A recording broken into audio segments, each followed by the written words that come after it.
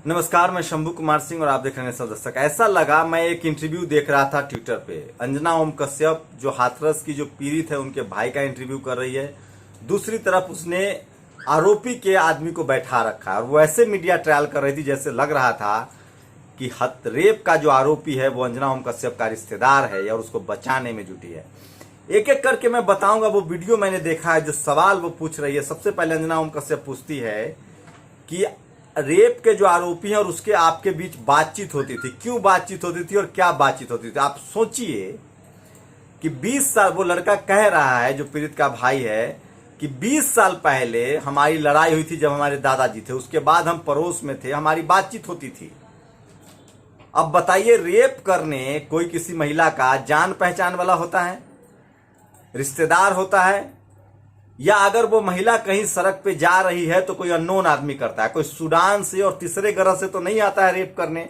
इस देश की सबसे बड़ी एंकर का दावा करने वाली अंजना ओम कश्यप के दिमाग में इतना भी नहीं आता है तो उन पर शर्म आती है मुझे कि वो कैसे अपने आप को पत्रकार कहती है और वो बचा रही है। सोचिए कैसे मीडिया आपके लोगों से काउंटर सवाल करता है और आप नहीं कर पाती। इससे अच्छा तो चंद्रशेखर रावण है, जिसने अमीश देवगन को साफ साफ कहा कि तुम मुझे क्या समझते हो, अगर तुम्हारी हैसियत है तो अमित शाह को और प्रधानमंत्री को बुलाओ, मैं भी किसी पार्टी का राष्ट्रीय अध्यक्ष हूं और तब मैं बात करूंगा। और आपके अंदर एक गट्स होना चाहिए। लेकिन अंजना ओम कश्यप यहीं नहीं रुकती है। अंजना ओम कश्यप इसके बाद आगे अंजना ओम कश्यप को एक बार भी ये बात समझ में नहीं आई कि जो पड़ोसी है उसी से किसी की जान पहचान होगी। लड़की खेत में गई, उसका उसी ने बलात्कार किया। क्या रेपिस्ट का जिसने रेप किया है और जो पीड़ित का भाई है उसको पता था कि मेरी बहन के साथ ऐसा करेगा? आपके घर में कोई चाचा, फूफा, ताऊ, नाना जो आपके जान पहचान का होता है वही आपके साथ मिसबिहेव करता है। आपके जानने वाले ही रेप करेंगे ना, कोई चौथे ग्रह से तो नहीं आ जाएगा। आपके मूवमेंट के बारे में आपके पड़ोसी को पता होता है, आप कब कहां जा रहे हैं, कहां नहीं जा रहे, आ रहे हैं। दूसरी बड़ी बात, वो पूछती है कि 14 तारीख को मामला हुआ, आपने पहली तहरीर में रेप की बात क्यों नहीं बताई। वो लड़का ईमानदारी से कहता है, क्योंकि मुझे पता है बहुजन समाज के लोग मैनिपुलेट नहीं कर सकते हैं, वो उतने वोकल नहीं होते हैं, क्योंकि हमें पीढ़ी दर पीढ़ी अशिक्षित रखा गया है, संसाधन से विहीन रखा गया है। जिस हालात में हम लोग जीते हैं, पलते हैं, बढ़ते हैं, अंजना ओम कश्यप, तुम्हारा पूरा समाज, तुम जैसे लोग एक दिन नहीं रह पाओगी, हाथ में छाले पड़ जाएंगे। जिन गलियों से हम निकलते हैं ना, जिन गलियों में हमारी परवरिश होती है, जिन हालात में हम जीते मरते हैं ना, तुम्हारे चेहरे की रंगत उतर जाएंगे अंजना ओम कश्यप। कभी उन हालात में जाके देखो। तुम आगे पूछती हो कि रेप हुआ जिस दिन, आपने उस दिन एफआईआर दर्ज नहीं कराई। वो लड़का कह रहा है कि मेरी बहन को जब मैंने देखा तो वो बेहोश थी, वो बात नहीं कर सकती थी।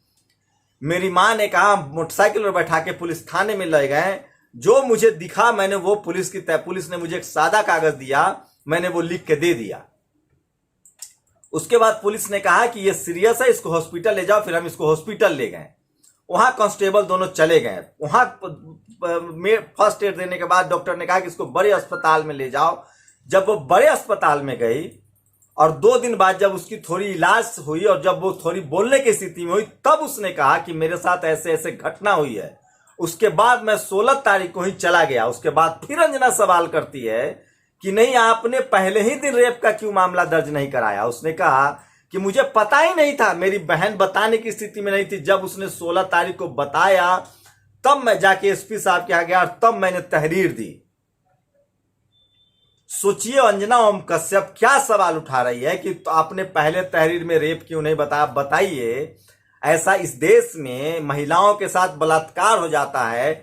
छोड़िए उस वाल्मीकि समाज की बेटी का, मुंबई में जो अपने आप को हीरोइन कहती है, जो पढ़ी लिखी है, जिसके पास पैसा है, संसाधन है, वो 5-5 साल बाद, 6-6 साल बाद, 10-10 साल बाद आती है सामने कि मेरे साथ इस तरह का व्यवहार हुआ।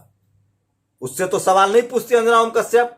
आप कल्पना नहीं कर सकते कि किस तरह का मीडिया ट्रायल किया जा रहा है। कंगना रनौत आज कहती है कि मेरे साथ एब्यूजिव लैंग्वेज का इस्तेमाल किया गया था। कोई घोष है, वो कहती है 6 साल बाद 10। तो पढ़ी लिखी महिलाएं जब 10-10 साल बाद, 20-20 साल बाद जब सामने आती हैं और आप एक बहुजन समाज की बेटी से और उसके भाई से सवाल पूछने कि पहले दिन रेप का केस दर्ज नहीं कराया, उस लड़की के गर्दन की हड्डी तोड़ दी गई थी, उसकी रीढ़ की हड्डी टूटी हुई थी, उसके जीभ काट दिए गए थे, उसके जीभ में सूजन था, वो आंख नहीं खोल सकती थी, उसको वो कैसे बताती कि मेरे साथ क्या हुआ है।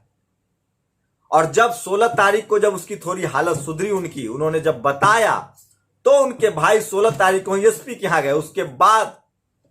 उसके बाद संदीप वाल्मीकि और तमाम जैसे लोग मिलने जाते हैं, प्रोटेस्ट होता है, उसके बाद से रेप केस दर्ज होता है। मेरे पास 18 तारीख को फोन आता है कि अब तक रेप केस नहीं हुआ। अंजना ओम कश्यप का इंटरव्यू देख के मैं शर्मसार हूं। और मैं बहुजन समाज के लोगों से अपील करता हूं कि बोलना सीखिए, अपनी बातों को रखना सीखिए और इनके आंख में आंख डालकर बात कीजिए। और मैं आज से घोषित करता हूं कि अंजना ओम कश्यप घोर जातिवादी और महिला विरोधी है। उसकी तभी आवाज फूटती है जब कोई पीड़ित जो है वो सवर्ण महिला हो।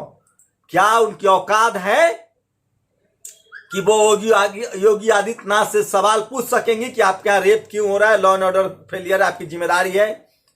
क्या अंजना ओम कश्यप की औकात है कि वो अमित शाह से सवाल पूछ सकेंगे कि आपकी पुलिस क्यों निकम्मी आप केंद्र में बैठे हुए हैं? क्या अंजना ओम कश्यप की इतनी हैसियत है कि वो प्रधानमंत्री से पूछ ले कि 8600 करोड़ का आप जहाज मंगवाते हैं, सेना के पास जैकेट नहीं है, गर्म कपड़े नहीं है? मुझे ताज्जुब होता है कि ये बहुजन समाज के लोग जाते क्यों चैनल पर हैं, और अगर ये जाते हैं तो इनको एक्सपोज क्यों नहीं करते हैं? ये जब तक बहुजन समाज के लोग इस तरह की बातें नहीं करेंगे, इनको काउंटर नहीं करेंगे, हमें बैठा के देखो अंजना ओम कश्यप, सूरज बौद्ध जो भीम आर्मी का स्पोक्स पर्सन है उसको बैठा के देखो, रावण को बैठा के देखो और पूछ के देखो सवाल, तब तुम्हें जवाब मिलेगा। मैं हैरान हूं, परेशान हूं, ताज्जुब हूं, गुस्से में हूं कि कैसे अपने आप को ये लोग पत्रकार कहते हैं। शर्म आनी चाहिए आपको कि आप बेसिक सवाल नहीं समझ रहे हैं। एक बार जवाब देने के बाद बार बार आप यही पूछ रहे हैं। आप ये साबित करने की कोशिश कर रहे हैं कि परिवार ने बाद में मैनिपुलेट किया। पीड़ित की चिट्ठी को दिखाया जा रहा है। मैं फिर आज एकदम साफ हो गया कि अंजना ओम कश्यप का जो रवैया है, उनका शर्मसार करने वाला रवैया है, वो जातिवादी ही नहीं महिला विरोधी पत्रकार हैं। जिस तरह से इसमें उन्होंने इंटरव्यू किया है, जिस तरह से उन्होंने सवाल पूछे, वहीं आरोपी का टशन देखिए। जो आरोपी का भाई है वो बाद में सिर्फ इसलिए गुस्सा होकर चला जाता है क्योंकि वो पीड़ित पक्ष को लगातार काउंटर सवाल पूछ रही थी वकीलों की तरह, वो जवाब नहीं दे रही थी। वकील जो पीड़ित का भाई है वो कहता है कि मैम 16 को मुझे खुद पता चला, तब जब मेरी बहन बोलने की स्थिति में हुई, मैं फिर एसपी के यहाँ गया, मैंने केस दर्ज कराया और उसके बाद पुलिस ने आनाकानी शुरू की, तब कार्रवाई हुई है, जब पूरा देश इस मामले में जुड़ गया है। क्या अंजना ओम कश्यप सवाल पूछेंगी कि रात में सब क्यों जला दिया गया, ऐसी क्या मजबूरी थी? सीबीआई जांच की रिकमेंडेशन हुई, क्यों नहीं जांच हो रही है? और बाकी की रेप की घटनाएं क्यों हो रही है? वो कौन सा पड़ोसी है कि नहीं है? क्या इस देश में जितनी रेप की घटनाएं होती हैं, कोई अमेरिका से आता है, कोई सूडान से आता है, कोई जॉर्डन से आता है? अगर आपको इतनी बेसिक समझ नहीं है तो आप पत्रकार नहीं हैं, आप एजेंडा चला रही हैं, आप जातिवादी हैं, आप बहुजन समाज की महिला के साथ अत्याचार होता है तो महिला विरोधी हैं। आप लोग भी इस वीडियो को देखिए और उस पर विरोध कीजिए। मैं उनका वीडियो नहीं लगा सकता क्योंकि उस पर हमको कॉपीराइट क्लेम आएगा, लेकिन मैंने 10 मिनट का ये पूरा वीडियो देखा है, उसके बाद मैंने ये वीडियो बनाने का फैसला किया है। पत्रकारिता की क्या हाल है वो देखिए। ये है हाथरस की पत्रकारिता, जहां 2 महिला रिपोर्टर लड़ रही हैं। तस्वीर देख लीजिए।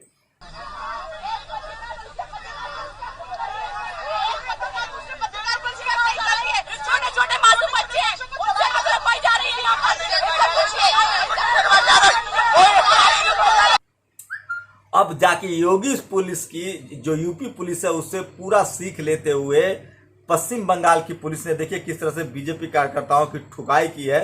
मैं चाहूंगा एडिटर इसको ब्लर करके दिखाएं।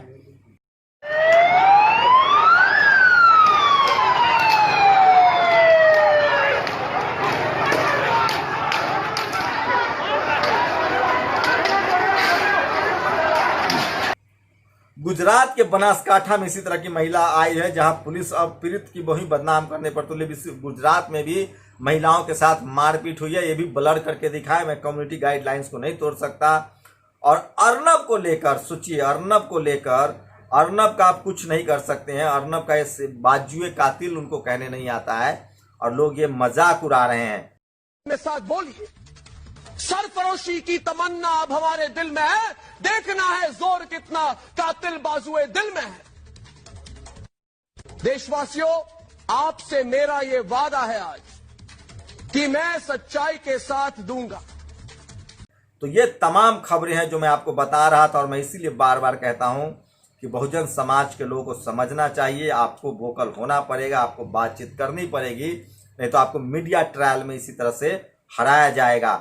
ये वीडियो है, मैं आपको मेरे पेज पर है और मैं इसको शेयर कर रहा हूं, लेकिन हम स्क्रीनशॉट लगा सकते हैं इस इंटरव्यू का, क्योंकि हम वीडियो नहीं चला सकते हैं, क्योंकि कॉपीराइट का मामला आता है, हमारी कुछ लिमिट्स हैं, मजबूरी है। काश इस देश में बहुजन समाज के पास कोई चैनल होता, कोई मीडिया होता, तो आज ये दिन न देखने पड़ते, हमारे पास रिपोर्टर होते।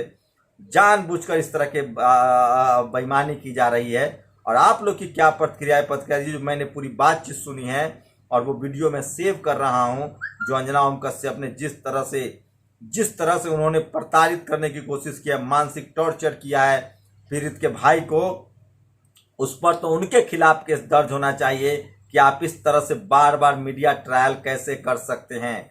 और ये साफ है कि ये जानबूझकर मीडिया ट्रायल किया जा रहा है, जो अथॉरिटी है उनसे सवाल नहीं पूछा जा रहा है, पीड़ित के भाई को ऐसे टॉर्चर किया जा रहा है जैसे उसी ने अपराध किया हो, और ये लोग बार बार यही साबित करने की कोशिश कर रहे हैं, जिस तरह की खबरें आई हैं कि आरोपी पीड़ित ने ही अपनी बहन की हत्या की है, और मीडिया इसलिए लगातार उनसे बातचीत कर रहा है। वो तो भला मानिए कि वो जो पीड़ित के भाई हैं वो कम से कम सही जवाब दे रहे हैं, क्योंकि उन्होंने गलती नहीं की है और उन्होंने बहुत ही आराम से इन सारे सवालों का जवाब दिया है, जिसके बाद अंजना ओम कश्यप जो हैं वो खुद ही उनको खुद ही सोचना चाहिए कि किस तरह की वो पत्रकारिता कर रही हैं। आप लोग की क्या प्रतिक्रिया, अपनी प्रतिक्रिया जरूर दीजिए। शुक्रिया। नेशनल दस्तक की आपसे गुजारिश है कि अगर इसको बचाना चाहते हैं तो नेशनल दस्तक को सब्सक्राइब करने के लिए रेड कलर के सब्सक्राइब बटन को दबाएं, फिर बेल आइकन की घंटी दबाएं। नेशनल दस्तक को बचाने के लिए बहुत जरूरी है कि हर खबर को शेयर करें, लाइक करें, कमेंट जरूर करें।